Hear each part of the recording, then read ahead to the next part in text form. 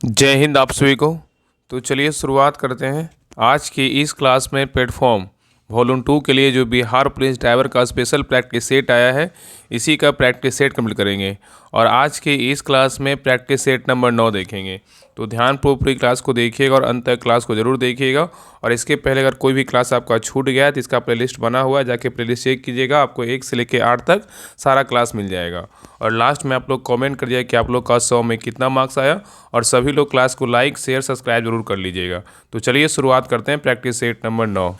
तो देखिए practice set number 9 का पहला क्वेश्चन कर रहा है, निम्नलिखित में से बिहार का कौन सा जिला फलों का क्या है, सबसे बड़ा उत्पादक है, बताइए। क्वेश्चन यहाँ पे कर रहा है, निम्नलिखित में से बिहार का कौन सा जिला फलों का सबसे बड़ा क्या है, उत्पादक है, बताइए कौन सा जिला है। तो एक का सही उत्तर क्या होगा, तो ऑप्शन नंबर डी होगा, मुजफ्फरपुर है। कौन सा जिला है, तो मुजफ्फरपुर है। ठीक है, तो बिहार का मुजफ्फरपुर जिला फलों का क्या है, सबसे बड़ा उत्पादक है। नेक्स्ट है क्वेश्चन नंबर 2 पे एक लोकतंत्र का सबसे बुनियादी परिणाम क्या है, बताइए। लोकतंत्र का सबसे बुनियादी परिणाम क्या है। तो 2 का सही उत्तर क्या होगा, तो ऑप्शन नंबर यहाँ पे ये होगा, नागरिकों के प्रति क्या है, जवाबदेही है। तो यहाँ पे क्वेश्चन कर रहा है कि लोकतंत्र का सबसे बुनियादी परिणाम क्या है, तो नागरिकों के प्रति क्या है, जवाबदेही है।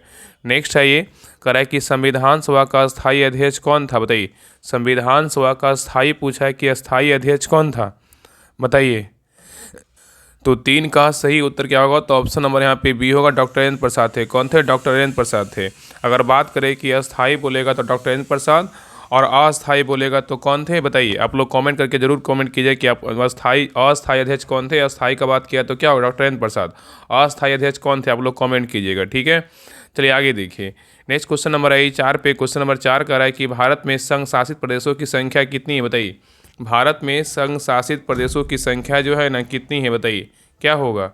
तो 4 का सही उत्तर क्या होगा, तो ऑप्शन नंबर यहाँ पे बी होगा, कितने हैं, तो 8 है। कितने हैं, तो 8 है। अब सोच रहे हैं कि हर वो क्लास में ना आपसे 1-2 क्वेश्चन पूछेंगे कि ताकि उसको जो है ना कमेंट में आप लोग आंसर दीजिए। वैसा हर वो क्लास में करना चाह रहे हैं, तो आप लोग जो भी क्वेश्चन पूछा जाता है आप लोग उसका कमेंट में आंसर जरूर दीजिएगा। ठीक है, और याद रखिए ना कि वर्तमान में अगर भारत में अगर राज पूछे है कितना है, तो 28 है। ठीक है, चलिए आगे देखिए। कह रहा है कि लोकसभा अध्यक्ष अपना त्यागपत्र किसे प्रस्तुत करता है, बताइए। यहाँ पे क्वेश्चन कर रहा है कि लोकसभा अध्यक्ष अपना त्यागपत्र किसे प्रस्तुत करता है, किसे प्रस्तुत करता है, बताइए। तो 5 का सही उत्तर क्या होगा, तो ऑप्शन नंबर यहाँ पे भी होगा, लोकसभा उपाध्यक्ष को करता है। किसको करता है, लोकसभा उपाध्यक्ष को करता है। ठीक है, याद रखिएगा। नेक्स्ट है क्वेश्चन नंबर 6 पे करा है कि भारतीय सेनाओं का सर्वोच्च सेनापति कौन होता है, बताइए। भारतीय सेनाओं का सर्वोच्च सेनापति कौन है। तो 6 का सही उत्तर क्या होगा, तो ऑप्शन नंबर यहाँ पे क्या होगा, सी होगा, राष्ट्रपति होते हैं। कौन होते हैं, राष्ट्रपति होते हैं। ठीक है, तो भारतीय सेनाओं के सर्वोच्च सेनापति राष्ट्रपति होते हैं। और भारत के राष्ट्रपति तीनों सेनाओं मतलब थल सेना, वायुसेना, नौसेना का प्रधान जो है ना सेनापति होता है। ठीक है, चलिए आगे देखिए। करा है कि लोकसभा के अध्यक्ष को कौन चुन सकता है, बताइए। लोकसभा के अध्यक्ष को कौन चुन सकता है। तो 7 का सही उत्तर क्या होगा, तो ऑप्शन नंबर यहाँ पे बी होगा, लोकसभा के सदस्यगण चुन सकते हैं। ठीक है, नेक्स्ट है ये करा है कि भारत के किस राज्य में द्विसदनीय व्यवस्था आपका क्या है, तो नहीं है, बताइए। क्वेश्चन कर रहा है कि भारत के किस राज्य में द्विसदनीय व्यवस्था आपका नहीं है, बताइए कौन सा राज्य में नहीं है, बताइए क्या होगा। तो 8 का सही उत्तर क्या होगा, तो ऑप्शन नंबर यहाँ पे सी होगा, पंजाब में नहीं है लेकिन बिहार में है, उत्तर प्रदेश में है। और यहाँ पे क्या है, जम्मू कश्मीर में दीजिए, जम्मू कश्मीर भी क्या है, तो है। ठीक है, तो याद रखिएगा ना कि भारत के पंजाब राज्य में क्या है, द्विसदनीय व्यवस्था आपका नहीं है। और राज्यों की विधान मंडल का गठन अनुच्छेद 168 के तहत किया जाता है, जो राज्यपाल, विधानसभा तथा विधान परिषद जिस राज्य में अस्तित्व में है से मिलकर बनता है। ठीक है, और याद रखिए अनुच्छेद 169 के तहत राज्य विधानसभा की सिफारिशों के आधार पर संसद द्वारा राज्यों में विधान परिषद के गठन की मंजूरी जो है ना दी जाती है। और याद रखिएगा कि जम्मू कश्मीर पुनर्गठन अधिनियम 2019 के द्वारा जम्मू कश्मीर से अनुच्छेद 370 के तहत विशेष राज्य का दर्जा जो है समाप्त करने के बाद भारत के 6 राज्यों में क्या है, विधान परिषद अस्तित्व में है। जो कौन कौन राज्य है, उत्तर प्रदेश है, कर्नाटक है, महाराष्ट्र है, बिहार है, आंध्र प्रदेश और क्या है, तेलंगाना है। लेकिन जम्मू कश्मीर में पहले था लेकिन क्या है, अब नहीं है। ठीक है, तो ऐसे कितने राज्य है, जो 6 राज्य है। 6 राज्य याद रखिएगा ना, कौन कौन राज्य हो जाएगा। तो पहला याद रखिएगा कौन सा राज्य, पहला याद रखिएगा कौन सा राज्य हो जाएगा, तो उत्तर प्रदेश। और दूसरा में क्या है, तो कर्नाटक। तीसरा में बात करें तो महाराष्ट्र। चौथा में बिहार। पांचवा में आंध्र प्रदेश। और छठा में क्या हुआ, तेलंगाना। ठीक है, चलिए आगे देखिए। कह रहा है कि सूचना का अधिकार अधिनियम कब पारित हुआ था, बताइए। सूचना का अधिकार अधिनियम जो है ना कब पारित हुआ था। तो 9 का सही उत्तर क्या होगा, तो ऑप्शन नंबर यहाँ पे सी होगा, 2005 में क्या हुआ था, पारित हुआ था। नेक्स्ट है कह रहा है बलवंत राय मेहता कमेटी संबंधित है किससे, बताइए। बलवंत राय मेहता कमेटी संबंधित है किससे, बताइए। तो 10 का सही उत्तर क्या होगा? तो ऑप्शन नंबर यहाँ पे ये होगा पंचायती राज से। किससे? पंचायती राज से है। ठीक है, चलिए आगे देखिए, कह रहा है कि संविधान के किस अनुच्छेद में धन विधेयक को परिभाषित किया गया है? बताइए, यहाँ पे क्वेश्चन कर रहा है कि संविधान के किस अनुच्छेद में धन विधेयक को परिभाषित किया गया है? तो 11 का सही उत्तर क्या होगा? तो ऑप्शन नंबर यहाँ पे ए होगा। अनुच्छेद कितना होगा? 110 का क्या होगा? तो ए होगा। तो संविधान के अनुच्छेद 110 के ए में धन विधेयक को क्या है? परिभाषित किया गया है। नेक्स्ट है कह रहा है कि हिट रिफ्रेश पुस्तक के लेखक कौन है? बताइए, हिट रिफ्रेश पुस्तक के लेखक कौन है? तो 12 का सही उत्तर क्या होगा? तो ऑप्शन नंबर यहाँ पे भी होगा, सत्य नडेला है। कौन है? सत्य नडेला है। ठीक है, नेक्स्ट है ये कह रहा है कि प्रत्येक वर्ष विश्व जल दिवस कब मनाया जाता है? बताइए, प्रत्येक वर्ष विश्व जल दिवस कब मनाते हैं?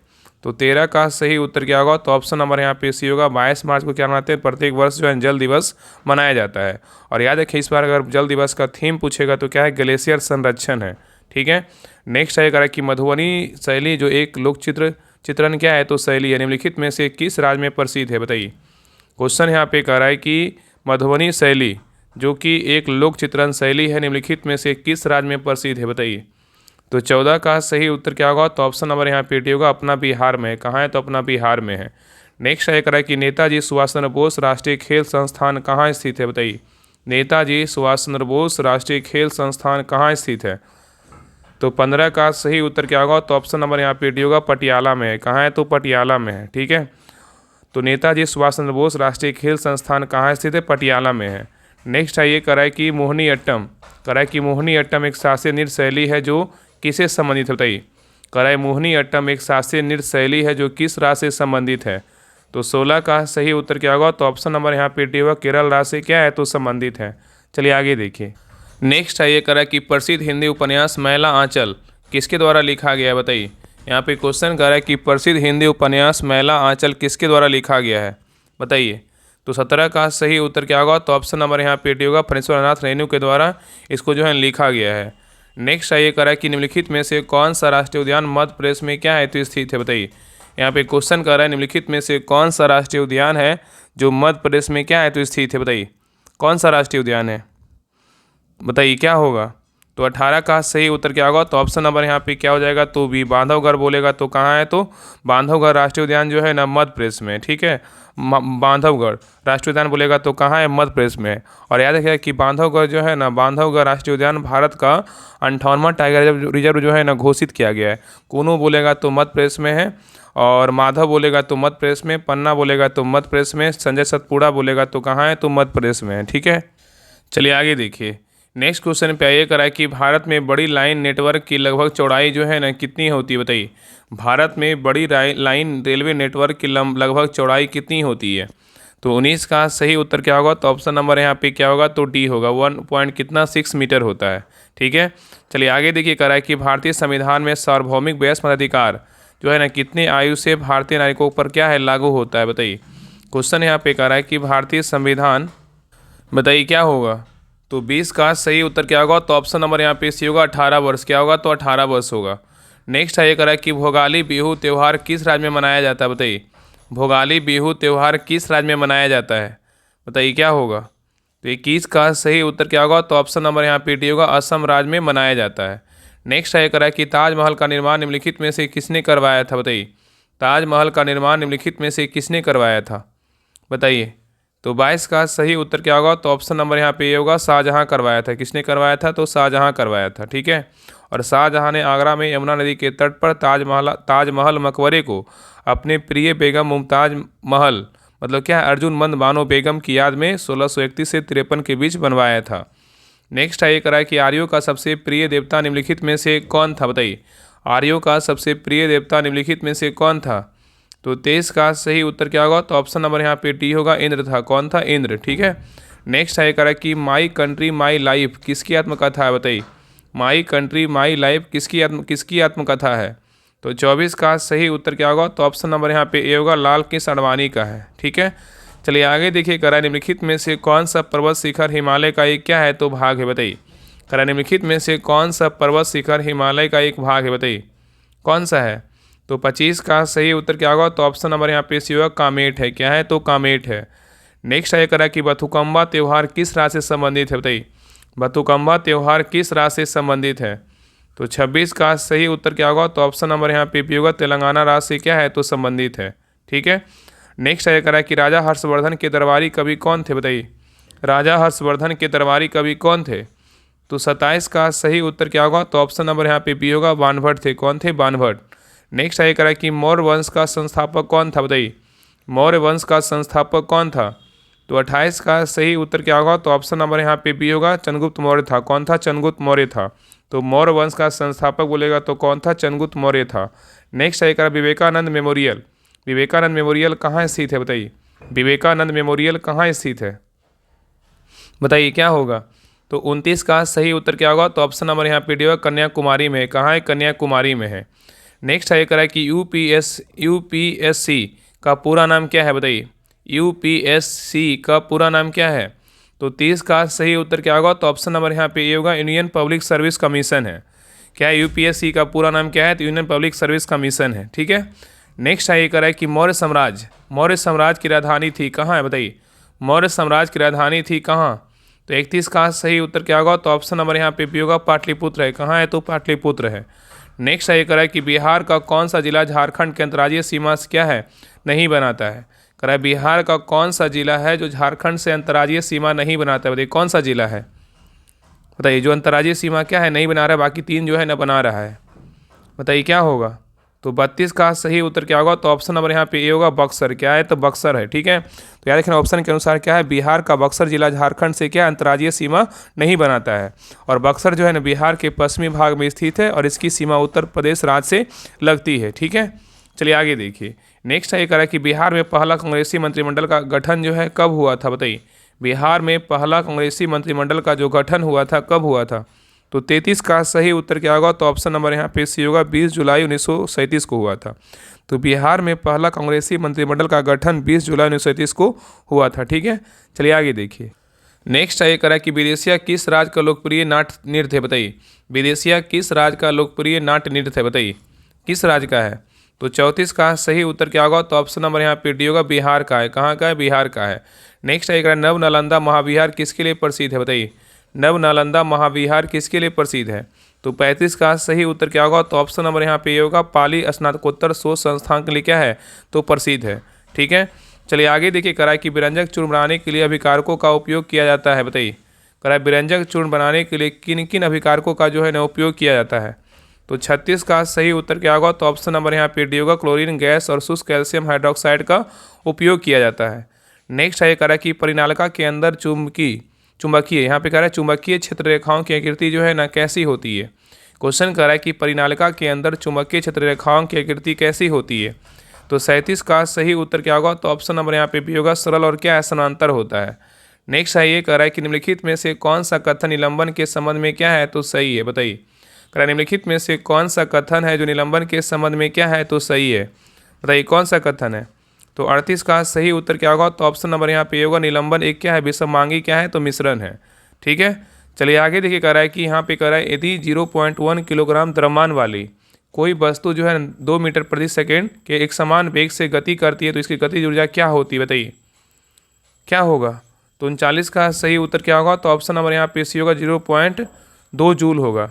ठीक है, चलिए आगे देखिए। कह रहा है कि निम्न में से किसको वैद्युत ऋणात्मक निम्न में से किसको वैद्युत ऋणात्मक तत्वों के रूप में जाना जाता है क्योंकि वे इलेक्ट्रॉन ग्रहण करके ऋणावेश जो है ना आयन बनाते हैं? बताइए क्या होगा? बताइए क्या होगा? निम्न में से किसको वैद्युत ऋणात्मक तत्वों के रूप में जाना जाता है क्योंकि इलेक्ट्रॉन ग्रहण करके ऋणावेशित आयन बनाते हैं? बताइए क्या होगा? तो 40 का सही उत्तर क्या होगा? तो ऑप्शन नंबर यहाँ पे सी होगा, धातुएं। क्या होगा? धातुएं होगा। ठीक है, नेक्स्ट आइए। कह रहा है निम्नलिखित में से कौन सा एक क्या है इनपुट डिवाइस है? बताइए, ऑप्शन को पढ़िए। बताइए कौन सा जो है इनपुट डिवाइस, मतलब इनपुट है आउटपुट नहीं है। बताइए कौन सा एक इनपुट डिवाइस है? बताइए। तो 41 का सही उत्तर क्या होगा? तो ऑप्शन नंबर यहाँ पे ये होगा, ऑप्टिकल कैरेक्टर रीडर क्या है इनपुट डिवाइस है, लेकिन प्रोजेक्टर क्या है दिखाता है ना तो आउटपुट डिवाइस है। हेडफोन क्या है तो आवाज़ बाहर आता है, आउटपुट डिवाइस है। इंजेक्ट प्रिंटर क्या है तो आउटपुट डिवाइस है, लेकिन ऑप्टिकल कैरेक्टर रीडर क्या है तो इनपुट डिवाइस है। ठीक है, चलिए आगे देखिए। करा कि शीतल पेय में फ्रिज सनसनाहट उत्पन्न करने के लिए निम्नलिखित में से क्या मिलाया जाता है? बताइए, क्वेश्चन यहाँ पे कह रहा है कि शीतल पेय में फ्रिज सनसनाहट उत्पन्न करने के लिए निम्नलिखित में से क्या मिलाया जाता है? बताइए। तो 42 का सही उत्तर क्या होगा? तो ऑप्शन नंबर यहाँ पे डी होगा, कार्बनिक अम्ल को मिलाया जाता है। ठीक है, तो शीतल पेय में मतलब फ्रिज सनसनाहट उत्पन्न करने के लिए कार्बनिक अम्ल मिलाया जाता है। ठीक है, चलिए आगे देखिए कह रहा है कि वोल्ट मीटर एक ऐसा यंत्र है जो किसकी उपस्थिति का जो है ना पता लगा सकता है। बताइए, क्वेश्चन कर रहा है कि वोल्ट मीटर एक ऐसा यंत्र है जो किसकी उपस्थिति का पता लगा सकता है। बताइए, 43 का सही उत्तर क्या होगा? तो ऑप्शन नंबर यहाँ पे डी होगा, विभवांतर। क्या होगा? विभवांतर होगा। ठीक है, नेक्स्ट है कह रहा है इनमें से कौन सा तरल पदार्थ आंच से आवेशित वसा को ग्रहण करता है और अतिरिक्त कोशिकीय स्थान से जो है ना वापस रक्त को क्या करता है? ले जाता है। बताइए, क्वेश्चन कर रहा है कि इनमें से कौन सा तरल पदार्थ आंच से अवशोषित वसा को ग्रहण करता है और अतिरिक्त कोशिकीय स्थान से जो है ना वापस क्या है? तो रक्त ले जाता है। बताइए क्या होगा?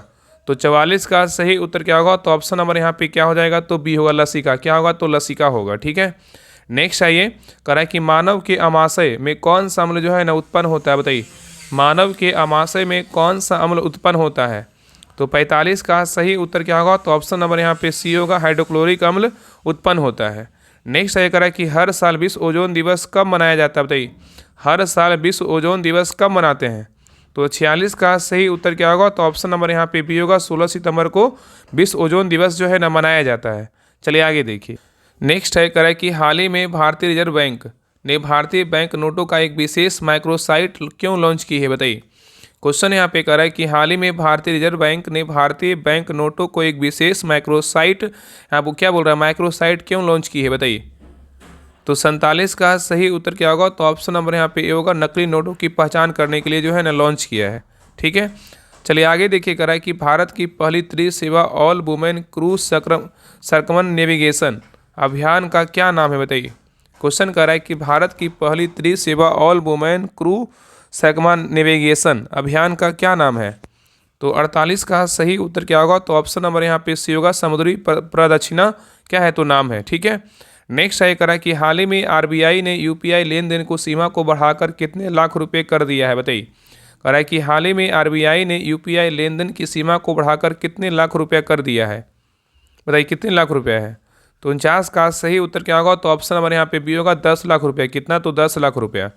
नेक्स्ट है करा किस केंद्रीय मंत्रालय ने जनजातीय कला और संस्कृति को बढ़ावा देने के लिए आदि संस्कृति नामक एक डिजिटल प्लेटफॉर्म जो है ना लॉन्च किया है? बताइए, क्वेश्चन कर रहा है कि किस केंद्रीय मंत्रालय ने जनजातीय कला और संस्कृति को बढ़ावा देने के लिए आदि संस्कृति नामक एक डिजिटल प्लेटफॉर्म लॉन्च किया है? बताइए, तो 50 का सही उत्तर क्या होगा? तो ऑप्शन नंबर यहाँ पे बी होगा, जनजातीय कार्य मंत्रालय है। ठीक है, नेक्स्ट है ये कह रहा है कि सितंबर 2025 में किस देश में महिला विश्व कप 2025 का आयोजन होगा, जिसके लिए आईसीसी ने विल टू विन अभियान जो है ना शुरू किया है? बताइए, क्वेश्चन कर रहा है कि सितंबर 2025 में किस देश में महिला विश्व कप 2025 का आयोजन होगा, जिसके लिए आईसीसी ने विल टू विन अभियान शुरू किया है? बताइए कौन सा देश होगा? बताइए, तो 51 का सही उत्तर क्या होगा? तो ऑप्शन नंबर ये होगा, अपना देश कौन सा होगा? तो भारत होगा। अपना देश क्या होगा? तो भारत होगा। ठीक है, चलिए आगे देखिए कह रहा है कि 16वीं एशियाई शूटिंग चैंपियनशिप में भारत ने कुल कितने स्वर्ण पदक जीते हैं? बताइए, यहाँ पे क्वेश्चन कर रहा है कि 16वीं एशियाई शूटिंग चैंपियनशिप में भारत ने कुल कितने जो है ना स्वर्ण पदक जीते? बताइए कितने स्वर्ण पदक जीता है? तो 52 का सही उत्तर क्या होगा? तो ऑप्शन नंबर यहाँ पे भी होगा, कितने? तो 50 जो है ना स्वर्ण पदक जीते हैं। ठीक है, याद रखिएगा। नेक्स्ट है करा कि 18वें अंतर्राष्ट्रीय पृथ्वी विज्ञान ओलंपियाड में भारत ने कितने पदक जीते हैं? बताइए, करा कि 18वें अंतर्राष्ट्रीय पृथ्वी विज्ञान ओलंपियाड में भारत ने कितने पदक जीते हैं? बताइए कितना जीता है? तो 53 का सही उत्तर क्या होगा? तो ऑप्शन नंबर यहाँ पे सी होगा, कितने? तो 7 पदक जीते हैं। नेक्स्ट है करा कि सितंबर 2025 में किस देश के राष्ट्रपति के रूप में मोहम्मद इरफान अली पुनर्निर्वाचित हुए हैं? बताइए, करा सितंबर 2025 में किस देश के राष्ट्रपति के रूप में मोहम्मद इरफान अली पुनर्निर्वाचित हुए हैं? तो 54 का सही उत्तर क्या होगा? तो ऑप्शन नंबर यहाँ पे ये होगा, ग्वाइना होगा। क्या होगा? ग्वाइना होगा। ठीक है, चलिए आगे देखिए कह रहा है कि भारत का पहला पनडुब्बी संग्रहालय, देखिए पहला है ना तो बहुत इंपॉर्टेंट है। तो कह रहा है कि भारत का पहला पनडुब्बी संग्रहालय किस शहर में जो है ना बनाया गया है? बताइए, भारत का पहला पनडुब्बी संग्रहालय किस शहर में बनाया गया है? बताइए, तो 55 का सही उत्तर क्या होगा? तो ऑप्शन नंबर यहाँ पे ये होगा, विशाखापट्टनम में बनाया गया है। नेक्स्ट है कह रहा है कि हाल ही में स्वच्छ वायु सर्वेक्षण 2025 जो भारत के शहरों को वायु गुणवत्ता के सुधार के प्रयासों का मूल्यांकन करता है, निम्नलिखित में से किस मंत्रालय की एक पहल है? बताइए क्या होगा?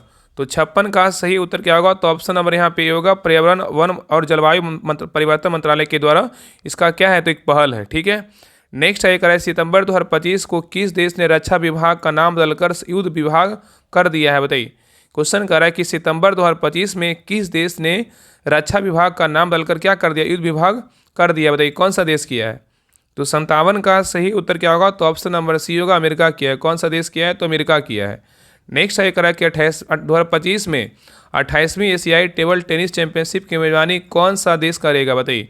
करा कि 2025 में 28वीं एशियाई टेबल टेनिस टीम चैंपियनशिप की मेजबानी कौन सा देश करेगा? तो 58 का सही उत्तर क्या होगा? तो ऑप्शन नंबर यहाँ पे सी होगा, भारत करेगा। कौन करेगा? तो भारत करेगा। ठीक है, चलिए आगे देखिए। कह रहा है कि हाल ही में किस भारतीय खिलाड़ी को वर्ल्ड पैराथलेटिक्स चैंपियनशिप 2025 का ब्रांड एम्बेसडर जो है ना बनाया गया? बताइए। क्वेश्चन यहाँ पे कह रहा है कि हाल ही में किस भारतीय खिलाड़ी को वर्ल्ड पैराथलेटिक्स चैंपियनशिप 2025 का ब्रांड एम्बेसडर बनाया गया है? तो 59 का सही उत्तर क्या होगा? तो ऑप्शन नंबर यहाँ पे सी होगा, कंगना रनौत को बनाया गया है। चलिए आगे देखिए। नेक्स्ट है करा कि किस राज्य सरकार ने प्रवासी श्रमिकों के बच्चों की शिक्षा सुनिश्चित करने के लिए ज्योति योजना जो है ना शुरू की है? बताइए। क्वेश्चन करा है किस राज्य सरकार ने प्रवासी श्रमिकों के बच्चों की शिक्षा सुनिश्चित करने के लिए ज्योति योजना शुरू की है? तो 60 का सही उत्तर क्या होगा? तो ऑप्शन नंबर यहाँ पे बी होगा, केरल सरकार किया है। कौन किया है? केरल राज्य किया है। ठीक है, चलिए आगे देखिए। क्वेश्चन नंबर 61 से क्या है? मोटर व्हीकल अधिनियम और पार्ट पुर्जे लुब्रिकेंट से क्वेश्चन है, तो ध्यानपूर्वक देखिएगा। क्वेश्चन नंबर 61 कह रहा है कि मोटर वाहन अधिनियम 1988 की धारा मतलब 2 के अनुसार एक आर्टिकुलेटेड वाहन का सटीक अर्थ क्या है? बताइए। क्वेश्चन कह रहा है कि मोटर वाहन अधिनियम 1988 की धारा 2 के अनुसार एक आर्टिकुलेटेड वाहन का सटीक अर्थ क्या है? तो 61 का सही उत्तर क्या होगा? तो ऑप्शन नंबर यहाँ पे बी होगा, एक वाहन जिससे एक सेमी टेलर जो है ना जुड़ा हो। ठीक है, चलिए आगे देखिए। नेक्स्ट है करा कि यदि कोई पंजीकरण प्राधिकारी आरटीओ मोटर वाहन अधिनियम की धारा 41 के तहत वाहन का पंजीकरण करने से इनकार कर देता है तो वाहन मालिक के पास क्या कानूनी उपाय है? बताइए। क्वेश्चन कर रहा है कि यदि कोई पंजीकरण प्राधिकारी मोटर वाहन अधिनियम की धारा 41 के तहत वाहन का पंजीकरण करने से इनकार कर देता है तो वाहन मालिक के पास क्या कानूनी उपाय है? बताइए। तो 62 का सही उत्तर क्या होगा? तो ऑप्शन नंबर यहाँ पे क्या होगा? बी होगा, वह 30 दिनों के भीतर निर्धारित प्राधिकारी के पास जो है ना अपील कर सकता है। ठीक है, याद रखिएगा। नेक्स्ट आइए करें केंद्रीय मोटर वाहन नियमावली CMVR 1989 के तहत निम्नलिखित में से कौन सा मानक निर्धारित करने का अधिकार अनिवार्य रूप से क्या है?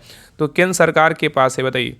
क्वेश्चन कर रहा है केंद्रीय मोटर वाहन नियमावली CMVR 1989 के तहत निम्नलिखित में से कौन सा मानक निर्धारित करने का अधिकार अनिवार्य रूप से जो है ना केंद्र सरकार के पास है? बताइए।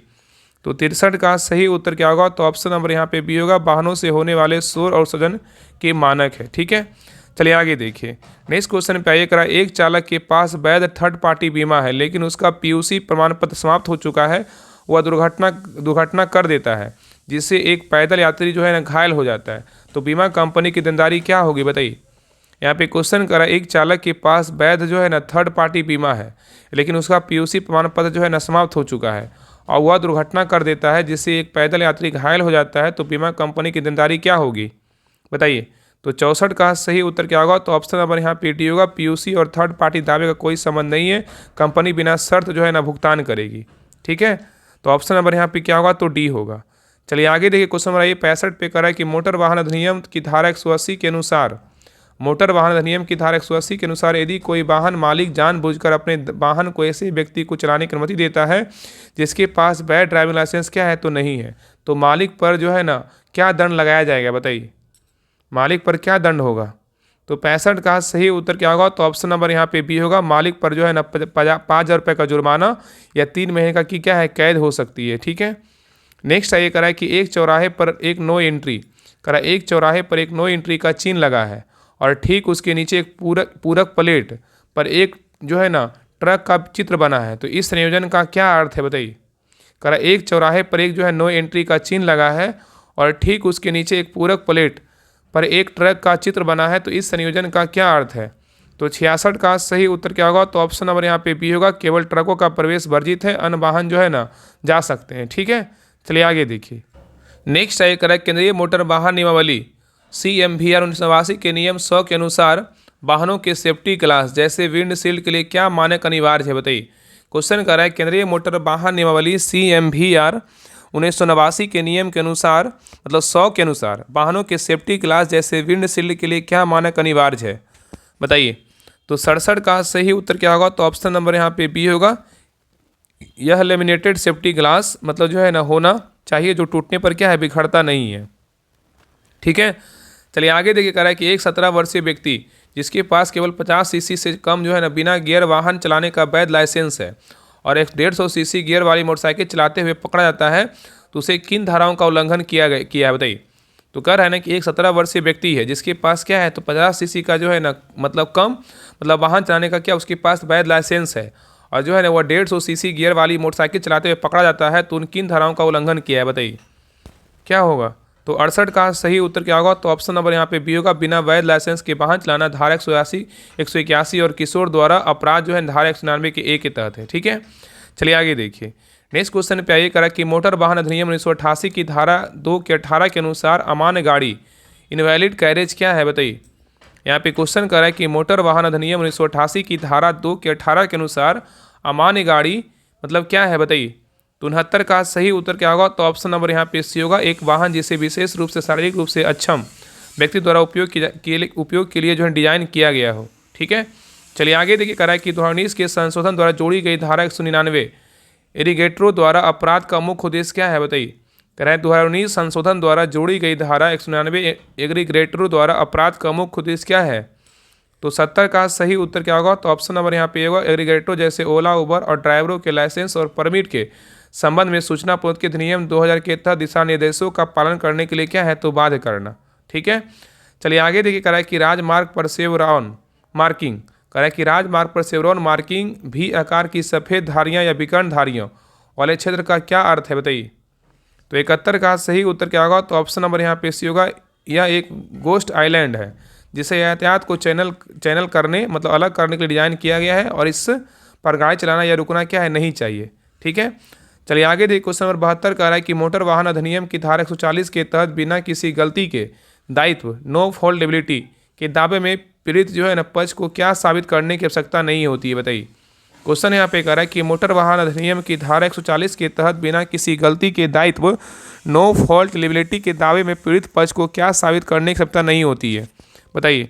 तो 72 का सही उत्तर क्या होगा? तो ऑप्शन नंबर यहाँ पे क्या होगा? तो सी होगा कि दुर्घटना दूसरे पक्ष की गलती या लापरवाही के कारण हुई है। ठीक है, तो ऑप्शन नंबर यहाँ पे क्या होगा? तो सी होगा। नेक्स्ट है क्वेश्चन नंबर 73 कह रहा है कि लाइसेंसिंग प्राधिकारी लाइसेंसिंग अथॉरिटी किस आधार पर किसी व्यक्ति के ड्राइविंग लाइसेंस को रद्द कर सकता है ना कि केवल जो है निलंबित बताइए। यहाँ पे क्वेश्चन कर रहा है कि लाइसेंसिंग प्राधिकारी किस आधार पर किसी व्यक्ति के ड्राइविंग लाइसेंस को रद्द कर सकता है ना कि केवल निलंबित बताइए, क्या होगा? तो 73 का सही उत्तर क्या होगा? तो ऑप्शन नंबर यहाँ पे क्या होगा? तो सी होगा। यदि व्यक्ति गंभीर अपराध करने के लिए मोटर वाहन का उपयोग करता है या वह अभ्यस्त अपराधी है तब क्या करेगा? तो रद्द कर सकता है ना कि निलंबित करेगा। ठीक है, चलिए आगे देखिए। नेक्स्ट है कह रहा है कि 2019 के संशोधन द्वारा जोड़ी गई धारा 134 के ए का मुख्य उद्देश्य क्या है बताइए। कह रहा है 2019 संशोधन द्वारा जोड़ी गई धारा 134 का ए का मुख्य उद्देश्य क्या है? तो 74 का सही उत्तर क्या होगा? तो ऑप्शन नंबर यहाँ पे भी होगा। गुड सेमेटेरियन नेक व्यक्तियों को कानूनी और प्रतीकात्मक परेशानियों से बचाना ताकि वे दुर्घटना पीड़ितों को जो है ना मदद कर सके। ठीक है, चलिए आगे देखिए। नेक्स्ट क्वेश्चन पे आइए। कह रहा है कि सड़क के किनारे कर्व मतलब कर्व पर रंगी हुई एक लगातार पीली रेखा मतलब सॉलिड येलो लाइन मतलब ऑन कर्व क्या दर्शाती है बताइए। कह रहा है कि सड़क के किनारे पर रंगी हुई एक लगातार पीली रेखा मतलब जो है ना solid yellow line on curve क्या दर्शाती है बताइए।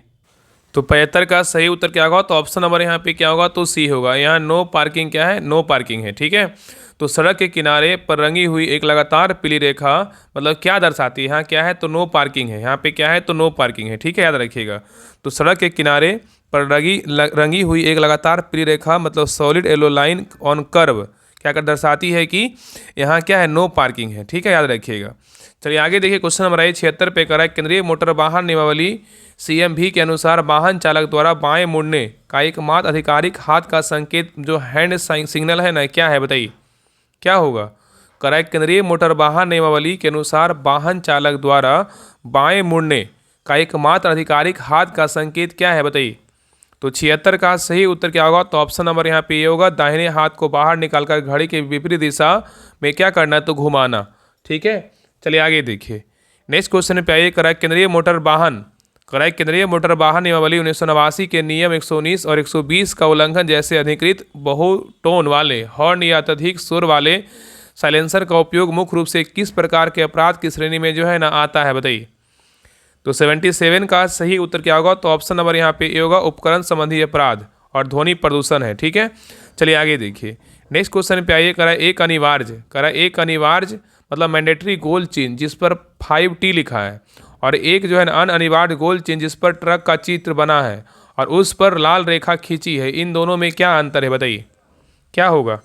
तो 78 का सही उत्तर क्या होगा? तो ऑप्शन नंबर यहाँ पे ए होगा। 5T का अर्थ है कि 5 टन से क्या अधिक एक्सल लोड, और निषेध और ट्रक पर लाल रेखा का अर्थ है सभी ट्रकों का क्या है, प्रवेश जो है निषेध है। तो उत्तर क्या हो जाएगा? ऑप्शन नंबर ए होगा। चलिए आगे देखिए, कह रहा है कि यदि एक ट्रैफिक पुलिस अधिकारी अपने दाहिने हाथ को ऊपर उठाकर हथेली को सामने की ओर दिखाता है तो यह संकेत किसके लिए है, बताइए। क्वेश्चन यहाँ पे कर रहा है, यदि एक ट्रैफिक पुलिस अधिकारी अपने दाहिने हाथ को ऊपर उठाकर हथेली को सामने की ओर दिखाता है तो यह संकेत किसके लिए है? तो 79 का सही उत्तर क्या होगा? तो ऑप्शन नंबर यहाँ पे सी होगा, सामने से आने वाले यातायात को रोकने का क्या है, तो संकेत है। नेक्स्ट है करा कि मोटर वाहन अधिनियम 1988 के तहत राज्य सरकार को निम्नलिखित में से किस पर नियम बनाने का विशिष्ट अधिकार है जो केंद्र सरकार के अधिकार क्षेत्र में क्या है, तो नहीं आता है, बताइए क्या होगा? क्वेश्चन को पहले समझिए। कह रहा है कि मोटर वाहन अधिनियम 1988 के तहत राज्य सरकार को निम्नलिखित में से किस पर नियम बनाने का विशिष्ट अधिकार है जो केंद्र सरकार के अधिकार क्षेत्र में क्या है, तो नहीं आता है, बताइए कौन नहीं है? तो देखिए, पहला HSRP प्लेटों का डिजाइन और मानक ये आता है। आगे देखिए, नेक्स्ट है नए वाहनों के लिए राष्ट्रीय उत्सर्जन मानक, ये भी आता है। और नेक्स्ट है राज्य के भीतर चलने वाले स्टेज कैरिज जैसे सिटी बस और कॉन्ट्रैक्ट कैरिज का किराया, समय सारणी और परमिट शुल्क का विनिमय, ये क्या है, तो नहीं आता। तो उत्तर क्या होगा? ऑप्शन नंबर सी होगा। और नेक्स्ट है ड्राइविंग लाइसेंस का अखिल भारतीय प्रारूप, ये आता है। ठीक है, तो ए, बी और डी ये सभी आता है, लेकिन सी क्या है, तो नहीं आता है। चलिए आगे देखिए। नेक्स्ट आइए, कह रहा है कि वाहन तेज एक्सेलरेशन के दौरान हिचकिचाहट दिखाता है लेकिन स्थिर गति पर ठीक चलता है, चेक इंजन लाइट चालू नहीं है, तो इसका सबसे संभावित कारण क्या है, बताइए। क्वेश्चन यहाँ पे कह रहा है कि वाहन तेज एक्सेलरेशन के दौरान हिचकिचाहट दिखाता है लेकिन स्थिर गति पर ठीक चलता है, चेक इंजन लाइट चालू नहीं है, इसका सबसे संभावित कारण क्या है? तो 81 का सही उत्तर क्या होगा? तो ऑप्शन नंबर यहाँ पे बी होगा, एक कमजोर फ्यूल पंप जो उच्च मांग के तहत पर्याप्त जो है पर्याप्त दबाव जो है नहीं बना पा रहा है। ठीक है, चलिए आगे देखिए। क्वेश्चन नंबर आइए 82 पे कह रहा है इंजन ऑयल की जांच करते समय डिपिस्टिक पर दूधिया या मलाईदार, कह रहा है कि इंजन ऑयल की जांच करते समय डिपिस्टिक पर दूधिया या मलाईदार भूरा पदार्थ पाया जाता है, यह किसका अचूक संकेत है, बताइए। तो 82 का सही उत्तर क्या होगा? तो ऑप्शन नंबर यहाँ पे क्या होगा? तो बी होगा, इंजन ऑयल में कूलेंट का मिश्रण हो रहा है संभवतः खराब हेड गैस्केट के कारण। ठीक है, नेक्स्ट आइए, कह रहा है कि एबीएस, कह रहा है एबीएस और ट्रैक्शन कंट्रोल दोनों की चेतावनी लाइट डैशबोर्ड पर एक साथ जल रही है। ठीक है, और इसका एक बहुत ही समान और अपेक्षाकृत सरल कार महंगे एबीएस मॉड्यूल के अलावा क्या हो सकता है, बताइए। क्वेश्चन यहाँ पे कह रहा है कि एबीएस और ट्रैक्शन कंट्रोल दोनों की चेतावनी और लाइटें डैशबोर्ड के एक साथ जल रही है, इसका एक बहुत ही समान और अपेक्षाकृत सरल कारण महंगे एबीएस मॉडल के अलावा क्या हो सकता है, बताइए। तो 83 का सही उत्तर क्या होगा? तो ऑप्शन नंबर यहाँ पे बी होगा, एक खराब व्हील स्पीड सेंसर उसका क्या है, टूटा हुआ तार है। नेक्स्ट ये कह रहा है कि पेट्रोल इंजन में ऑक्सीजन का सेंसर का प्राथमिक कार्य क्या है, बताइए। पेट्रोल मतलब ऐसा इंजन में ऑक्सीजन सेंसर O2 सेंसर का प्राथमिक कार्य क्या है? तो 84 का सही उत्तर क्या होगा? तो ऑप्शन नंबर यहाँ पे ए होगा, यह मापता है कि एग्जॉस्ट में कितनी बार जली ऑक्सीजन है और यह जानकारी जो है ना ECU को भेजता है ताकि एयर फ्यूल मिश्रण को समायोजित किया जा सके। नेक्स्ट आइए, कह रहा है कि वाहन को स्टार्ट करते समय इंजन सामान्य से अधिक तेजी से आसानी से क्रैंक होता है तो लेकिन स्टार्ट नहीं होता, या तेज क्रैंक किसका संकेत हो सकता है, बताइए। यहाँ पे क्वेश्चन कर रहा है वाहन को स्टार्ट करते समय इंजन सामान्य से अधिक तेजी से मतलब क्या है, बहुत आसानी से क्रैंक होता है तो लेकिन स्टार्ट नहीं होता है, या तेज क्रैंक किसका संकेत होता है, बताइए। तो 85 का सही उत्तर क्या होगा? तो ऑप्शन नंबर यहाँ पे सी होगा, इंजन में कोई कंप्रेशन नहीं बन रहा है जैसे टूटी हुई क्या है टाइमिंग बेल्ट के कारण। ठीक है, चलिए आगे देखिए। नेक्स्ट क्वेश्चन पे आइए, कर रहा है कि इंटरफेस इंजन और नॉन इंटरफेस क्या है, इंजन में मुख्य अंतर क्या है, बताइए। क्वेश्चन कर रहा है इंटरफेस इंजन और नॉन इंटरफेस इंजन में मुख्य अंतर क्या है। तो 86 का सही उत्तर क्या होगा? तो ऑप्शन नंबर यहाँ पे बी होगा, यदि इंटरफेस इंजन में टाइमिंग बेल्ट टूट जाती है तो पिस्टन वाल्व से टकरा सकते हैं जिससे इंजन को जो है ना गंभीर क्या है क्षति होती है। तो ऑप्शन नंबर यहाँ पे क्या होगा? तो बी होगा। चलिए आगे देखिए। नेक्स्ट है कि मैनुअल गियरबॉक्स वाली गाड़ी में गियर बदलते समय तेज पीसने मतलब कि आवाज़ आती है, खासकर दूसरे से तीसरे गियर में जाते समय, इसका सबसे संभावित कारण क्या है बताइए। क्वेश्चन यहाँ पे कह रहा है कि मैनुअल गियरबॉक्स वाली गाड़ी में गियर बदलते समय तेज पीसने की आवाज़ आती है, खासकर दूसरे से तीसरे गियर में जाते समय, इसका सबसे संभावित कारण क्या है। तो 87 का सही उत्तर क्या होगा, तो ऑप्शन नंबर यहाँ पे सी होगा, उस विशिष्ट गियर का सिंक्रोनाइजर खराब हो गया है। ठीक है, चलिए आगे देखिए, कह रहा है कि यदि आप गलती से .34 तो कितना है, .3/4 ग्लाइकोल आधारित ब्रेक फ्यूल वाले सिस्टम में .5 सिलिकॉन आधारित ब्रेक फ्यूल मिला देते हैं तो इसका सबसे खतरनाक परिणाम क्या होगा बताइए। तो 88 का सही उत्तर क्या होगा, तो ऑप्शन नंबर यहाँ पे बी होगा, दोनों फ्यूल रासायनिक रूप से प्रतिक्रिया करेंगे और सिस्टम की सील को जो है ना खराब कर देंगे। ठीक है, नेक्स्ट है, कह रहा है कि वाहन का हीटर ठीक से गर्म हवा नहीं दे रहा है। कह रहा है कि वाहन का हीटर ठीक से गर्म हवा नहीं दे रहा है, भले इंजन समान ताप पर चल रहे हो, तो इसका समान कारण क्या है बताइए। तो 89 का सही उत्तर क्या होगा, तो ऑप्शन नंबर यहाँ पे ए होगा, कूलेंट का स्तर बहुत कम होना या हीटर कोर में एयर लॉक होना। ठीक है, नेक्स्ट है, कह रहा है कि वाहन केवल दाईं ओर मुड़ते समय क्लिक क्लिक की जैसी तेज आवाज़ करता है, तो एक्सेलरेशन के साथ तेज हो जाती है, तो इसका किसका क्लासिक संकेत है बताइए। कह रहा है कि वाहन केवल दाईं ओर मुड़ते समय क्लिक क्लिक जैसी तेज आवाज़ करता है जो एक्सेलरेशन के साथ तेज हो जाती है, तो इसका क्लासिक तो यह किसका क्लासिक संकेत है बताइए, क्या होगा। तो 90 का सही उत्तर क्या होगा, तो ऑप्शन नंबर यहाँ पे बी होगा, बाएं कॉन्टैक्ट वेलोसिटी जॉइंट का खराब होना।